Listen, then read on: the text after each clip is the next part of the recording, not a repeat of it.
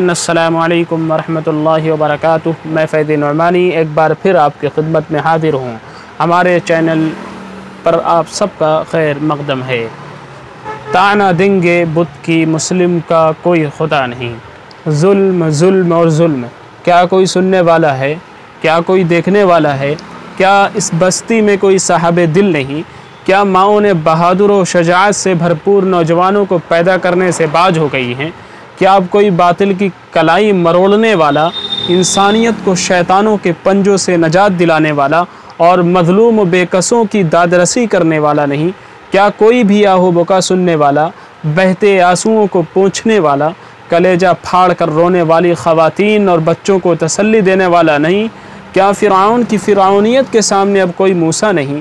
7 سمندر عبور کر جانے والی نسلوں، عرب و عجم کو رونت ڈالنے والی قوم اور 4 دانگ عالم پر امن و امان کا پرچم لہرانے والی نسل میں کوئی نہیں بچا جو سرکتے دوپٹے کی لاج رکھے؟ لٹتی عصمت، بلبلاتی انسانیت اور زخم خوردہ انسانوں کے لیے مداوا بنے۔ ہر طرف سناٹا پسرا ہوا ہے، ہر جانب ظلم تانڈو کر رہا ہے۔ بار الہا، یہ کیا در ہے؟ یہ کیسی بستی ہے؟ یہ کون لوگ ہیں جو اپنی آنکھوں کے سامنے عالیشان گھروں کو اجڑتے دیکھ رہے ہیں اور ویڈیوگرافی کر رہے ہیں؟ کیا کوئی نہیں جس کے سینے میں معمولی سا بھی احساس ہو اور وہ ظلم کے لیے آواز بلند کرے؟ انسان کو اجاڑنے میں مصروف ہے۔ زندگی بھر کی پونجی، ارمانوں کا آشیانہ اور امیدوں کا مرجع مسمار کرنے اور پورے خاندان، بستی اور انسانیت کی زندگی جہنم بنانے پر آمادہ ہیں۔ یہ کیا وقت آن پڑا ہے؟ انسان کا نہیں، وہ ایک دوسرے کو کاٹ کھانے کے در پہ ہیں۔ حکومت کا ہاتھ سر پر لیے سب کچھ برباد کر دینا چاہتے ہیں۔ ایک تو نبی پاک صلی اللہ علیہ وسلم پر چھینٹا کشی کی جائے، برا بھلا کہا جائے، دوسری طرف سرکار فساد کے جڑ کو کاٹنے کے بجائے شاخوں اور پتوں کو توڑ رہی ہے۔ ایک گھر کو نشانہ بنایا جا رہا ہے، بلڈوزر سے نہ جانے کتنوں کو بے گھر کیا جا رہا ہے۔ آپ مظلوم فاطمہ آفرین کے گھر کو تہس نہس کرنے کا منظر دیکھیے، دل پھٹ جائے گا۔ اگر آپ زندہ ہیں اور زندگی کا احساس بھی ہے تو یہ نظارہ بے چین کر دے گا۔ کتنے ارمان، شوق اور جفاکشی سے گھر تیار ہوا ہوگا، لیکن ان ظالموں نے لمحے بھر میں سب کچھ مٹا کر رکھ دیا۔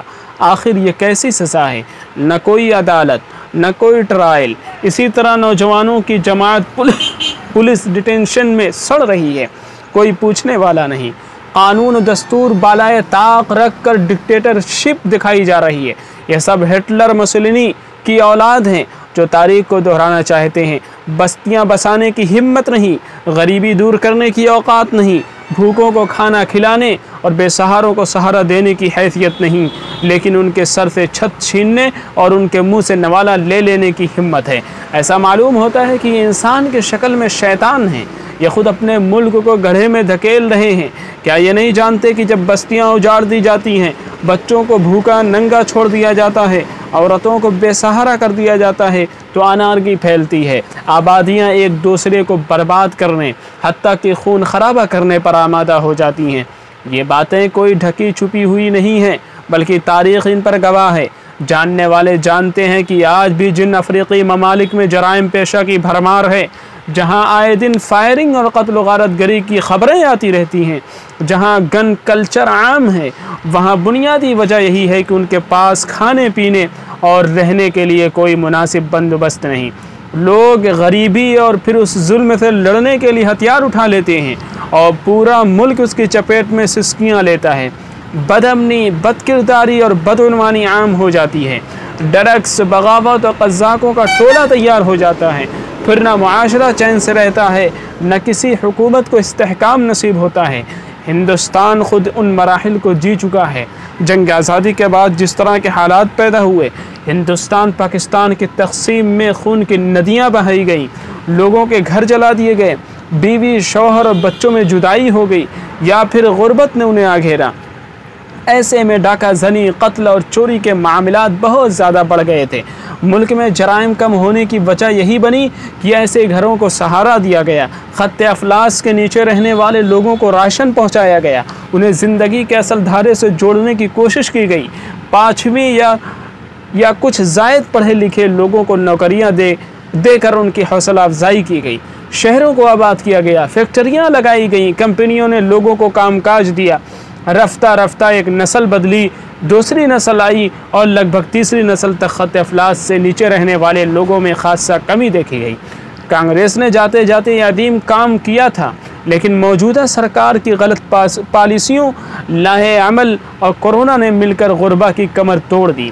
اس پر یہ کہ سرکاروں نے بلڈوزر کلچر کو پروموٹ کیا، گھروں کو زمیندوز کرنے کی مہم چلائی، جس میں ایک شخص کی وجہ سے دسیوں لوگوں نے سزا پائی اور ایک ہنستا کھیلتا گھرانہ سڑک پر آ گیا۔ جو کل تک بہتر کھا پی رہا تھا وہ خط افلاس کے نیچے زندگی گزارنے پر مجبور ہے۔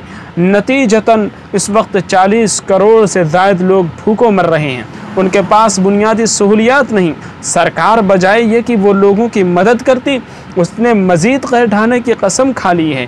یہ غضب الہی کو دعوت ہے۔